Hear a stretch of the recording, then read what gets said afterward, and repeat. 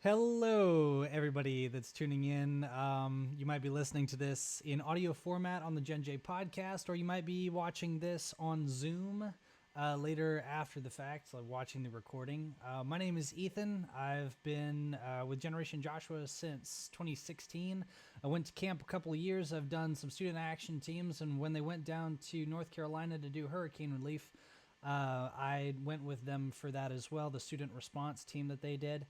I currently work for the Homeschool Legal Defense Association and serve as the IT guy for both Generation Joshua and HSLDA. But today we are here, and I'm not in the role of IT guy. I'm here interviewing a very prestigious alumni. I'm here interviewing Miss Amy Buchmeyer. Hello, Amy. How are you? I am well. Thank you for having me. I'm so excited to get to talk about Gen J. I don't get to do that enough. Yeah, we're both in the same office. We work together, and we talk about Gen J all the time. We were just before I started the recording. You were talking about some of the Gen J swag that you have. You have homemade Gen J swag, and then you Yeah. have a souvenir from 2009.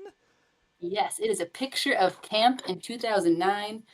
Some faces are familiar: Joel, Jeremiah, Glenn, but that might be it actually. I don't think most of these counselors are still around anymore.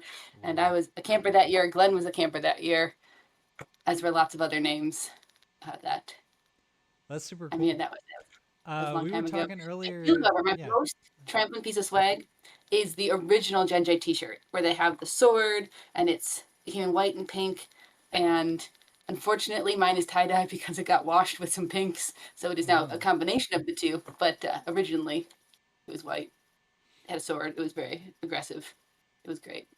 Like my very earrings, aggressive. sword. Very much not necessarily in Gen J spirit. Very No, they changed it pretty striking a quickly. pose, I would say. It's Yes. very Gen J spirit. Well, let's kind of dive into who you are for just a second. Obviously, your name is Amy and all that good stuff, but I've got your biography here. Of course, we were Oh dear. talking before the interview, and you said you said that most of it's out of date, but or some of it, anyways. You said, or so here we go. So you're a Wisconsin native. So how do you, for okay? How do you what like there's Floridian and there is Virginian. How what is somebody from Wisconsin? A Wisconsinite.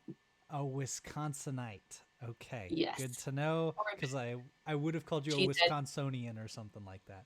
yeah.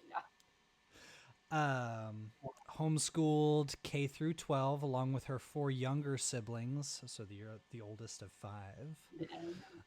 Developed a passion for politics while involved in Generation Joshua in high school and eventually double majored in politics and government and criminal justice at Bryan College in Dayton, Tennessee. Upon graduation, Miss Amy here returned to Wisconsin where she worked as a field director for Americans for Prosperity. She later received her JD from the University of Wisconsin Law School. Now, back it up. I don't know what a JD is off the top of my head. I'm sure I wrote it down somewhere, but could you tell us what a JD is?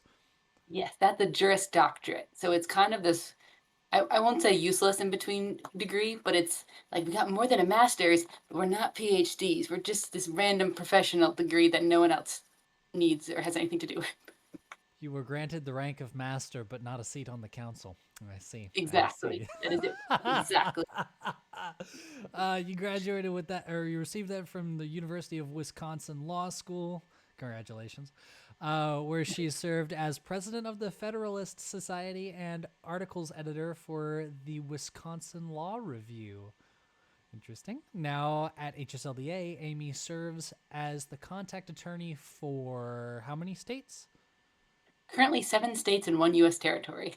Neat. Amy loves to travel, and in addition to Wisconsin and Tennessee, she has lived in Idaho, Colorado, England, Thailand, and now Virginia. When not at work, you can usually find her buried in a book. She averages over 200 books a year. Whoa. traveling, or failing to kill her 9 jade plants. Now, Not only have I I not killed those big plants, I've got like 20 of them now. So so they have just continued to yeah, multiply. they're the best kind of plant because I can forget about them for 2 weeks and they don't die, or I can overwater them and they don't die. So they're Nice. perfect for me. Excellent. So so this is great. I've been looking forward to ever since you were like, yeah, of course I'll talk about Gen J. I've been really excited to sit down and have this interview with you. So let's jump into it. Like this is really cool. I remember briefly skimming over this when I started posting about it in the Discord, because for those of you who aren't aware, for those of you who aren't aware, this is a Discord exclusive interview. There's a live audience here with us that can ask questions later on, and I'll get to that in a second. But if you would like to join the Generation Joshua community Discord, all you have to do is be a current member of Generation Joshua or be an alumni. So if you're interested, then reach out to somebody that you know or send an email to GenJ and we can get you squared away with that. But anyways, we talked about this. I had briefly skimmed over this, and I totally missed the fact that you were an editor for the Wisconsin Law Review, and you were the president of the Federalist Society. Like that's crazy that you've gotten so much experience under your belt, and like Not that. to just keep pumping it up, but I usually also will rattle off. I was treasurer for the Christian Legal Society. So I had Nice. that going too. In a brief, like I know this isn't part of the standard question array that I sent you, but I'm curious what all of these different things are, because it kind of ties into a later question that we have. But what was like briefly tell us what Americans for Prosperity is, and what the Federalist Society is, and the Wisconsin Law Review is like you were an editor for articles, so I assume it was a magazine or newsletter of some kind. But what was the third one that you rattled off? The Christian something? Christian Legal Society. Christian Legal Society. So what were the Americans for Prosperity, the Federalist Society, and Christian Legal Society? Yes. So the Americans for Prosperity, I will say, has changed since I worked there. So when I worked there, the pitch was this is a conservative, libertarian, free market advocacy organization. We were across the country and we were advocating just on free market issues. So we weren't involved in elections. And I loved it because it was basically like I was running a student action team all year round from my field office, but just focused on fiscal policy issues. And my field office was really successful because I looked at my own background, and I know I'm kind of spoiling some of the questions you're going to ask about how Generation Joshua impact me, but I went, teenagers are the best people to get involved here. It's their future on the line. They're the ones who are going to be impacted by these tax policies. And so I'd go to a group of homeschoolers and I'd be like, here's the deal. There's this thing called prevailing wage. It's a way back to the New Deal era policy that says that if there are certain government contractors working on these government roads, they get paid like time and a half. It maybe made sense when we were stimulating the economy back in the New Deal era, but it's 2015, 2016, 2017. It's time for us to revoke these extra pay deals. And so you have these teenagers, 14, 15, 16 years old, who were talking to people on the streets and calling them and phone banking and door-to-door knocking and saying, it's time to reform this policy. And it got a lot of movement and a lot of energy because it startles you. Like, what? Why is this 15-year-old care about prevailing wage reform? Because it's his future that's at stake here. And trying to just get that passion, it was so much fun. So that's Americans for Prosperity. Federalist Society, you see a theme here, conservative libertarian think tank organization that's for lawyers, although non-lawyers can join, that focuses on originalism and textualism, which basically means when judges read the law, the Federalist Society says, subscribes to the philosophy that when reading the law, you should read it exactly as the words on the statute or as they were kind of written when they were drafted. So here's an example. There is the alternative is like kind of the living constitutional listening document. When reading the Constitution, originalists say we read it as the founding fathers understood it to mean. We read it as the words exactly say and what they meant in that time that it came out or when it was drafted, and that's how we apply it today. the alternative is the living constitutionalist who would say we need to update the Constitution, and we do it by inserting our modern day values into that. So as part of the Federalist Society, we were bringing in speakers, and we were attending conferences and really just encouraging a lot of conversation on the law school about what it means to actually engage with text when it was written and what it was actually meant when the legislators passed it, or when Continental Congress passed it, or insert timeline. So that's my brief pitch. Federal Society. Christian Legal Society is a group of shocking Christian lawyers that all get together, and they have lawyers chapters. I'm currently part of a lawyer chapter here in Virginia, and then chapters on law schools that are designed for ministry, for encouraging fellow law students, for getting plugged in and involved. And then Wisconsin Law Review is actually a legal journal. So the law is unlike other professions, shocker, and even other academics, in that all the legal writing and all the, I shouldn't say legal writing, all the academic writing is gatekept by law students. All the main law review journals, or all the main legal writing journals, are edited and completely run by students. And so as an articles editor, I was getting hundreds of articles and reading them and saying, yes, this is something we might want to publish. And then, no, this is not something we want to publish. Super fun. I really enjoyed it. But it was also kind of crazy some days that here I am, this it seems like punk 26-year-old reading a law review article from someone who's been practicing law for 40 years, being like, I don't think that is scholarly enough for our journal. It's a major power trip, honestly. Yeah. Well, that's awesome. Those all sound great, and like they really, well, given my knowledge of what you do now, those sound like key footholds and Yeah. handholds on the absolute rock wall that you had to climb in order to get to where you are right now. So the first question that I have for you pertaining to our getting into it and talking about how your journey has been impacted by GenJ, what job did you have that positioned you to have the success that you have enjoyed and brought you to your present place? Because right now, like you said, you are the homeschool lawyer representative or legal representative for 7 states and a U.S. territory. There had to be, aside from 6 states and a U.S. territory, or 3 states, there had to be like a handhold or a position underneath that. What was kind of the jumping point to where you are now?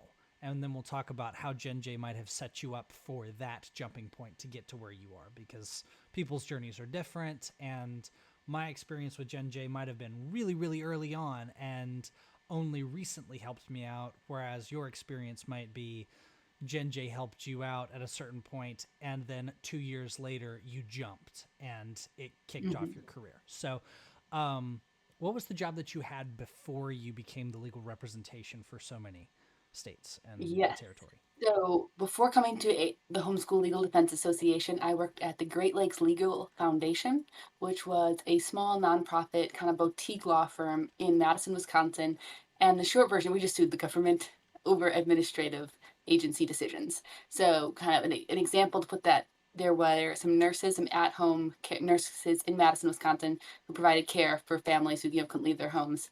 And the Department of Health and Human Services changed the way that the nurses submitted their billing, so that if the nurse, for example, did not put the date exactly in the box on the form that they wanted, they were getting told after the fact, sometimes years, 2 years after the fact, hey, this is not perfect. We call it the perfection rule. Therefore, any work you billed for that day, we're taken back.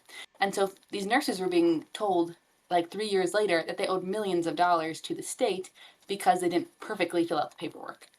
Well, that is bad policy, but it also was not anything written in the law. This was completely made up after the fact. So the Great Lakes Legal Foundation, we joined the lawsuit against the state to defend the nurses. So that was the kind of stuff we were doing. And it was nurses, sometimes it was signs, it was always something different, but all related to administrative law. But how that got me then, actually, I think it rewinds actually a lot, because Generation Joshua has been part of my experience and my career from the beginning. Yeah. And it starts back when I was an undergraduate at Bryan College, and I was looking for a summer job. and James Flath was the guy who led the student action team that I did back in 2010 in Green Bay, Wisconsin. And so I was looking for a job, noticed that he was that he had mentioned he was hiring. And so I got hired at two jobs. One was media trackers, where I was their media intern, and I was doing a lot with journalism, with going undercover at events, writing articles. And the other was my foothold in Americans for Prosperity. He got me hired there too, because that's where he was working.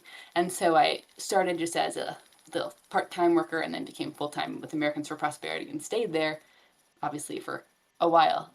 Great experience, really utilizing the teenagers because of Generation Joshua's exposure to me, of how important it is to get teenagers involved in their future. So media trackers and Americans for Prosperity, my first foothold. Then I went to law school, and it sounds bad to say I was bored my first semester of law school. I think bored is the wrong phrase. I was just like, I'm used to being a working adult, and I'm now back to being a full-time student, and I don't know what to do with myself. So I went back to James Flath and my Americans for Prosperity connections, and was like, I need something to do. And they said, well, we have this state legislator that you can intern for. So I interned for a state legislator for a semester. Great experience. That then led to a semester working for a lobbying firm. So I spent about a semester to a year interning for this lobbying firm. That then led to the Great Lakes Legal Foundation job that I eventually had. In between, then I also worked for Young Life Ministries briefly for a summer in their legal capacity. And each of those jobs, though, just were springboards that eventually got me to HSLDA, because it's part of what I do at HSLDA is not just giving legal advice. There's a lobbying component. There's an interacting with legislators component. There is a media component. There is, honestly, on the ground, grassroots, field director-esque work sometimes happening as I let families know what's happening. So every job I've had has really set me up for the job I have currently. And that's incredible. That just the way that a person's life just lines up in a certain trajectory that we can only see when we look back. Yes, I think it's that is crazy. that's really crucial to highlight. I mean, working for HSLDA was a dream job. Like, I found a journal entry from when I was 16 or 17 where I was like, I wonder what if I called HSLDA, if I could find out what undergrad degrees they all got before going to law school. And then I remember in college someone saying that she wanted to work for HSLDA someday, and me being like, yeah, that's what every homeschooler wants to do. No, duh. That's not what real people get. You don't actually go to get to work for HSLDA. That is like a totally out there idea. And honestly thought I was going to be doing administrative law in Madison, Wisconsin for the rest of my life. I liked Great Lakes Legal Foundation. I was kind of in a track. I was going to eventually send over and work for Wisconsin Manufacturers and Commerce, and I was going to be like an in-house counsel for them. And I thought I knew exactly where my path was going to lead. And then COVID hit, and the Great Lakes Legal Foundation could not maintain any paid employees any longer. They were pretty much volunteer plus me at that point. And the same day that I was going, okay, Lord, I don't have a job anymore. I'm not, it's August. I graduated in June. It's 2020. I don't know what's going to happen next, was the day that a homeschool mom forwarded me the HSLDA was hiring email. And I was like, well, the worst they can say is no. I'll get an interview out of it, maybe. But what I didn't know, happening behind the scenes and tying to how Generation Joshua is just part of everything, was that the Generation Joshua mentors and friends that I had built up in high school and serving, even in my early 20s in the leadership corps, had my back. They saw my resume and they flagged it, and they made sure that Jim, my boss, gave me an interview, and they gave really kind references for me as well. And I completely credit Generation Joshua for why I get to do what I do now, which is pretty incredible. I am in the same boat as you, which is a story for another time. But the long and short of it is that I learned of my job, my current job, through GenJ, and I have a sneaking suspicion that several of them put in a good word for me. And though I've not seen any writing, or no one has straight up told me so, but I have a sneaking suspicion I got recommended for the position, and I have the fortunate luck and the blessing from the Lord to work with such awesome people at HSLDA. So I have to say that was one of the best surprises of getting here, because I moved from Wisconsin to Virginia. I mm-hmm. had no idea how many Generation Joshua people were like worked at HSLDA. It's like they're all sleeper cells, you know, like, oh, I know you from camp. I know you from being a camp counselor. I know you Sleeper from, cells. a student action team. And just anyway. I mean, yeah, you're not wrong. That is funny.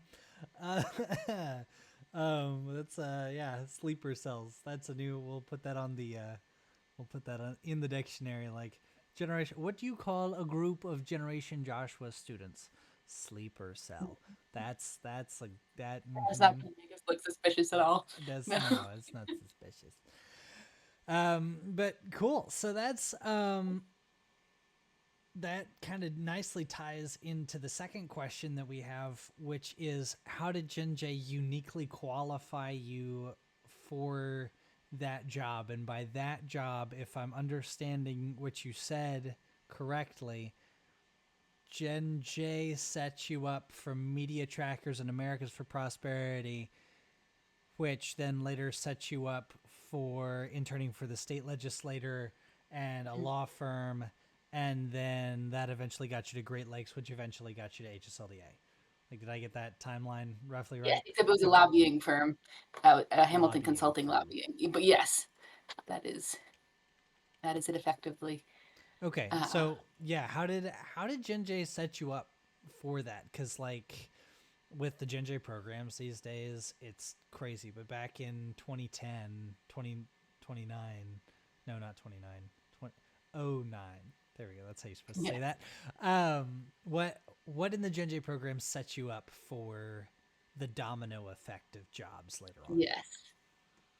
I think it starts all the way back at day one.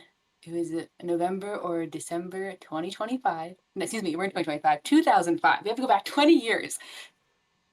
Yikes! Um, like we'll Yikes! say December, pick a month. December 2005.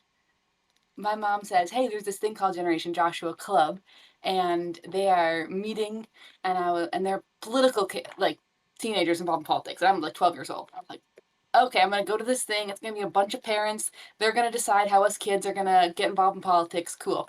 And I show up, and it was completely student-run meeting, and they were having elections. And I was listening to their description of each position, and I heard about the um, club public relations director who was gonna, handle all of our media outreach or whatever. We never had any media outreach, but I heard about the job, and I was like, "That's it. I want that one." And so I just ran for it and was nominated club public relations officer my first ever Gen J event. So right off the bat, I think the lesson I learned was showing up is half the battle, and stepping forward into leadership positions of, if you hear something and you're like, I want to grow into that, stepping into that has always been something that has served me really well. So club experiences were really good. Eventually I became the president of my Generation Joshua Club. I served that way for a couple of years. Just a really great group.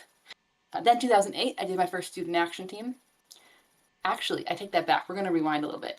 Okay. 2007, I worked my first homeschool conference. I volunteered at the Generation Joshua booth. They had a whole booth Whoa. out there. Okay. And that was the first time I met Jeremiah Lorig. And uh, what I mainly remember of that event was that I was allowed Dr. Pepper for about the first time in my very healthy, crunchy homeschooled life. And so I had so much Whoa. energy because I had sugar and caffeine. And I talk fast now. I was talking a million miles an hour. No one understood a word I was saying, but I was so excited. Like, let me tell everybody about Generation Joshua. And it was my exposure to the homeschool conferences, to homeschool, like working a homeschool booth, which I now do every single spring. But also just, hey, this is something that I get to tell others about, and that doesn't matter that I'm 13 years old, 14 years old. I get to go and talk to adults about something I'm passionate about. Then 2008, I do my first student action team, and it was a completely devastating from a candidate's perspective. Everybody we worked for lost, and I'm honestly grateful for that experience because it taught me, like, hey, showing up was really important. It didn't matter that we didn't actually get any results that we wanted. We were still out there. We were still making our voices heard, and we were still we weren't just voting. I think voting is really crucial, but we were also very active in shaping what that was going to look like in Wisconsin. Really positive experience. And again, as for a 14-year-old, at 15, 2009, I'm back in oh, actually, I was in Virginia for a student action team. They have off election years, and so I did my first election year. Everybody got that we were working for ended up getting in, the governor, lieutenant governor, attorney general. Super exciting, riding this high. Like, look at what we all do. 2010, I'm back in Green Bay, Wisconsin. And this time, though, all the candidates did win. And that was actually also a relationship then that continued. One of the candidates we were there as student action team for was Reed Ribble, Representative Reed Ribble. And about 10 years later, I got to go to the farewell dinner when he retired from being a congressman, because I was there in my Americans for Prosperity role. Actually, I think it was like I was there because I was a female leader in the industry or something. But it was still like because of my Americans for Prosperity connections to get to see him and say like, thank you. Because of your because of that exposure, I really got to see politics in Wisconsin play out and see how this is my community. You're gonna keep doing a blow by blow. If you're not gonna if you don't want me to, you have to tell me play by play is not the way to go. So Keep going. those This is two great. This is great. Okay. I will 2009. before you continue to 2009. If there's anybody in the chat that wants to drop a question for Amy that you think would be interesting to have her answer, then you can drop it in the channel chat. I will. I'll put a little. I guess I'll put a little emoji there. If you have any questions, you can drop them in there, and we'll sort through them. And if we have any time, as we're almost 30 minutes in, if we have any time for it, we will take a look at the questions and pick a couple. So, Amy, 2009. Yes. Go to camp. I govern East. Woo! Amazing experience. I'm pretty sure actually this picture I showed has Mike Pence in it. There's hot debate in the office because it is that very tiny man in a black suit that is not even an inch tall. So good luck figuring out who is speaking to us. But he did speak to us that year on the Capitol steps.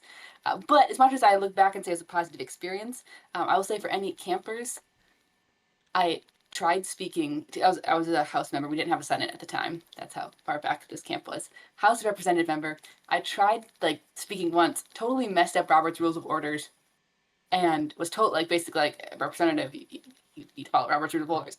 I was humiliated. Sat down. Didn't say a single word for the rest of camp as far as when we were in full house. I was like, nope, I'm not falling for that again. You can't fool me.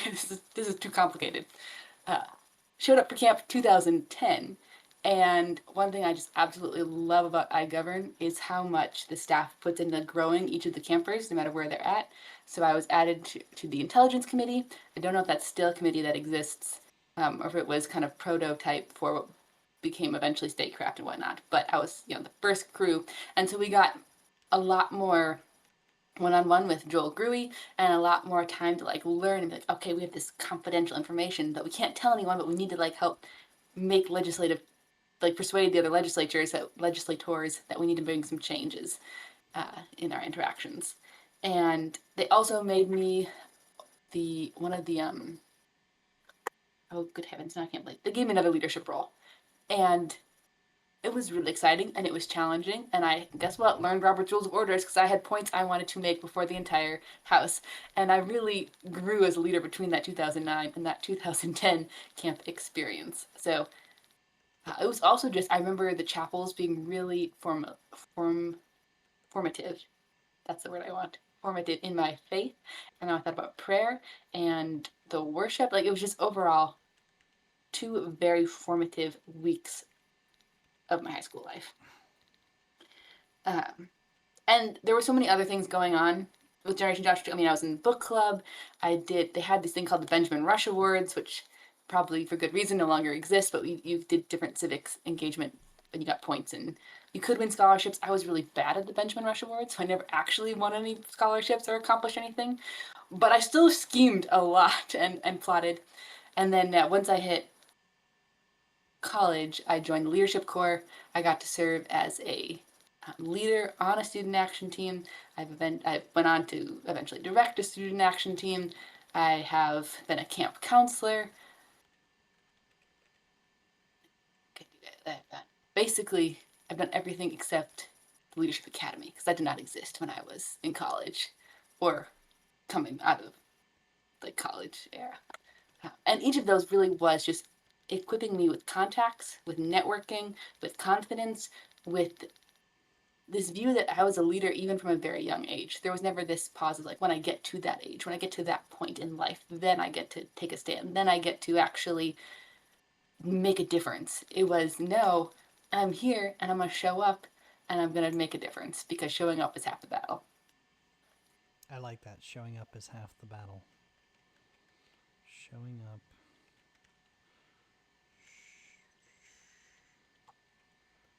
Showing up is half the battle. The other half is red lasers and blue lasers, and GI Joe taught us that. And a few Monsters energy drinks, that helps. Monster energy drinks, or the kids these days drink Celsius, so that too. I haven't tried that. I'll add it to my bucket list.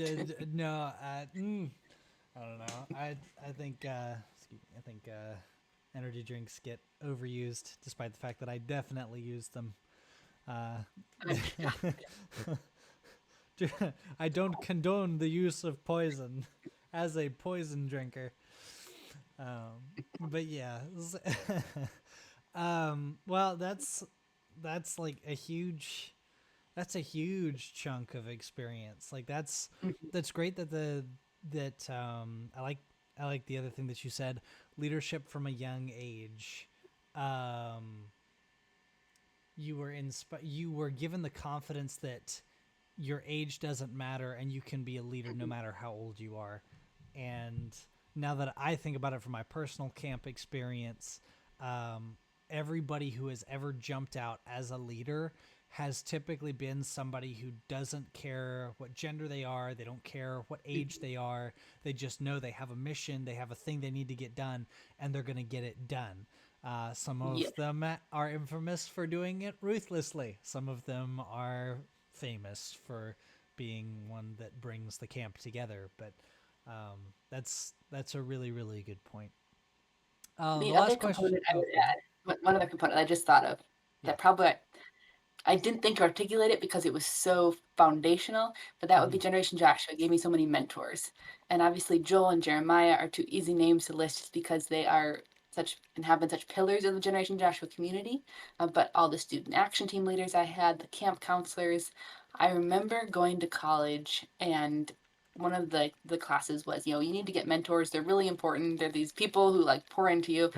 And I was like, oh, I got those already. Like not dismissively, but in this sense of celebration of I have adults who are pouring into me, who are interested about my future, who have given me wise advice, who've written these letters of recommendation for me that have gotten me to where I'm at. And the beautiful part about working at HSLDA is I feel like I've been able to make the transition. A lot of the people who are my mentors are now also my friends, and that is something you don't often get to say, but it's pretty cool.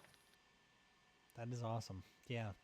Yeah. No, and that I'm in the same boat. I have to agree with you because it's like Joel and Jeremiah, mentors that are Mhm. now good friends. Like I even wound up renting from Jeremiah for a short amount of time while I was trying to get my feet under me, and living in the DC area. So it's like it is crazy how formative Generation Joshua can be and how they Mhm. can take the time to build people up. It's really, really cool.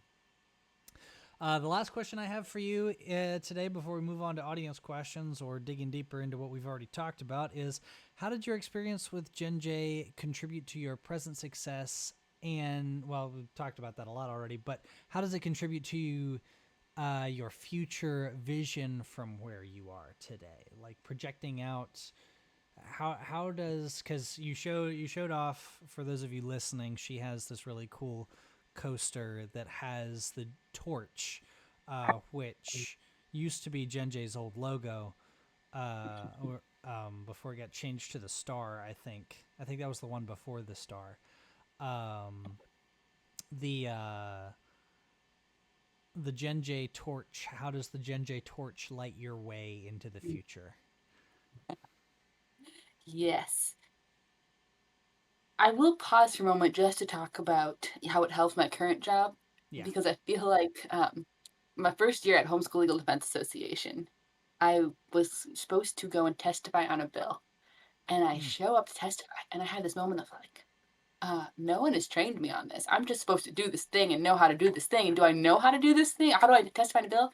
And actually, what I did is I thought back to when I introduced bills back at iGovern camp and thought, oh, that's how one testifies on a bill.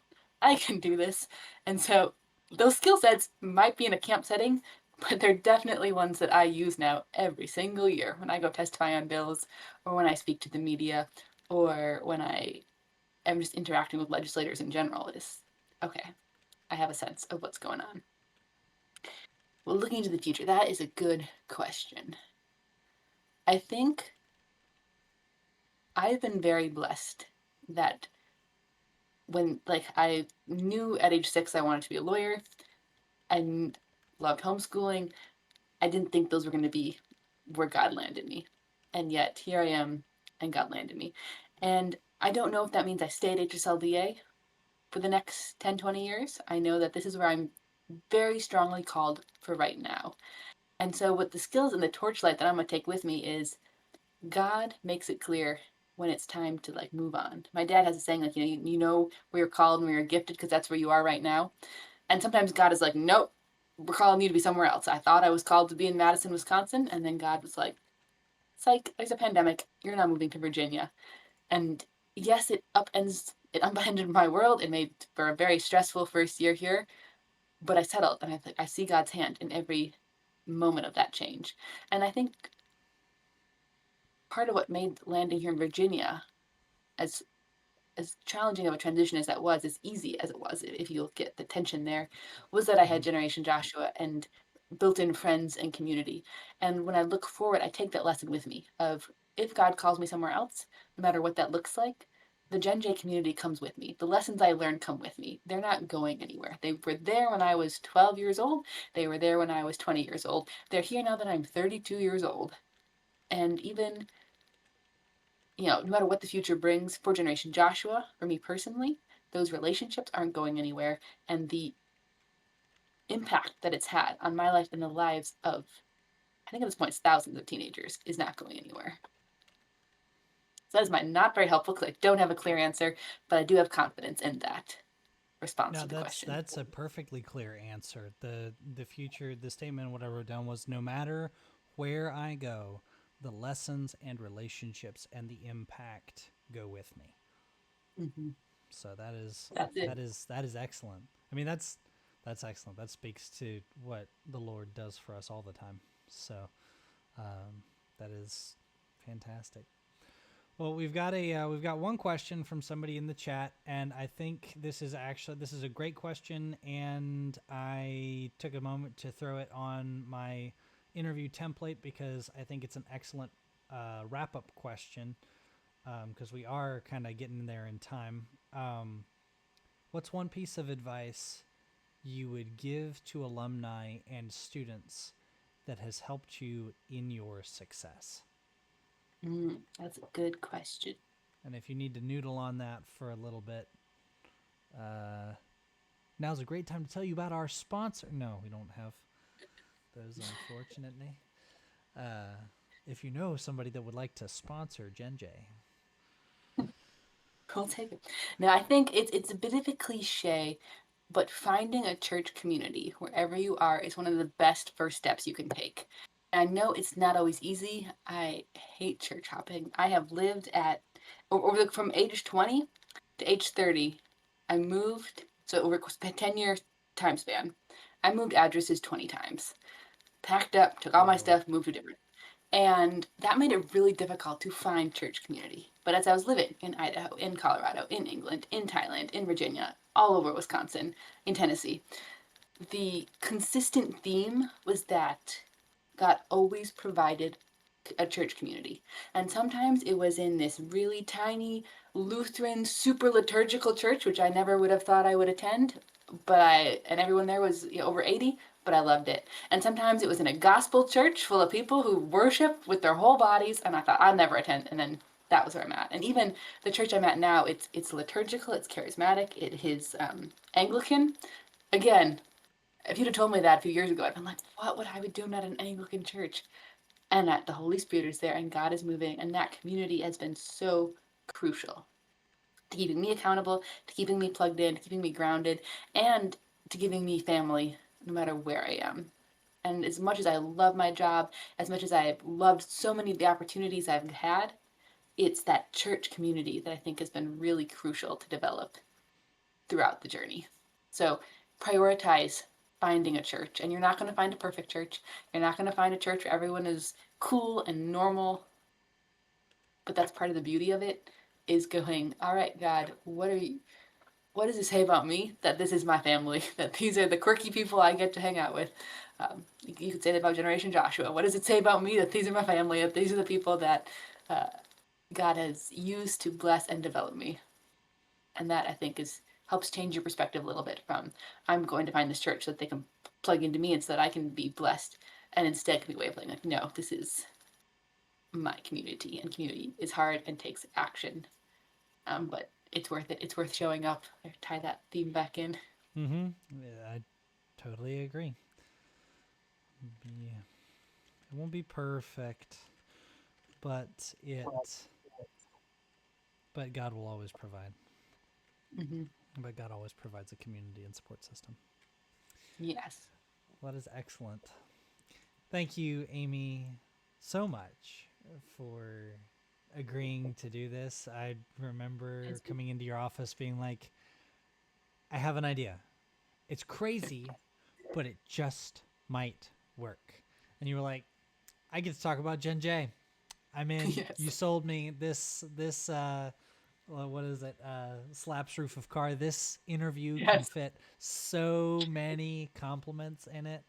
I've got so much to say. I can fit so much stuff in this interview, and man, it's just it's been an excellent experience getting to work with you at HSLDA, and it's an excellent experience knowing you as an alumni and friend. So thank you so much, Amy, for coming around for this interview. I don't suppose let's see.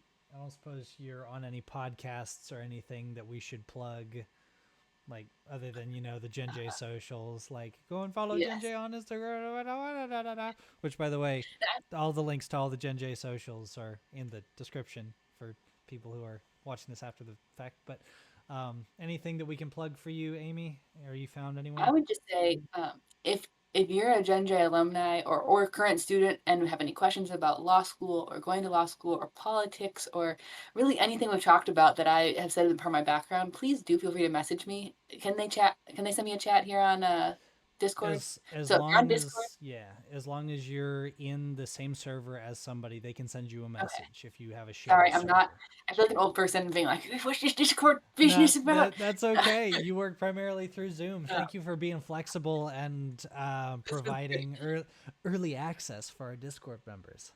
So, Yes, no, yeah. a pleasure. And truly, though, reach out to me. You can find me on social media. Uh, I want to be able to pour back, and it's part of my background we didn't get into, but I didn't know any lawyers growing up. Literally, HSLDA lawyers are the only conception I had of what a lawyer did. And so anytime I can talk to someone about like, hey, what is law school like? I love having those conversations. So please make use, if you're interested at all. I've been so blessed by Jen J. It is a pleasure to get to give that back. Okay. Cool beans. Well, they'll So know where to find you. thank you for Thank you having me again, in. Amy. This has been fantastic.